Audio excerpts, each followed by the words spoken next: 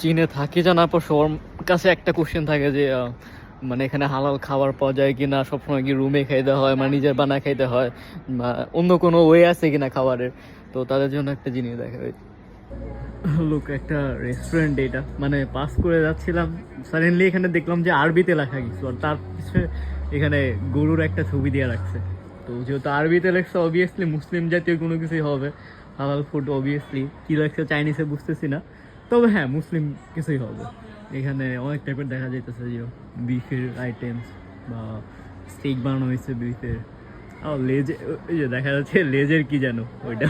রেস্টুরেন্টের ভিতরে আসলাম, এখানে বিভিন্ন আইটেমস আছে অনেক। এখানে বাইরে অনেক খাবার ওরা ইয়ে করে রাখছে, বলছে এটা হচ্ছে ইয়াংরো মানে হচ্ছে খাসি, ওটা হচ্ছে নিউরো মানে গরু মাংস, খাসি।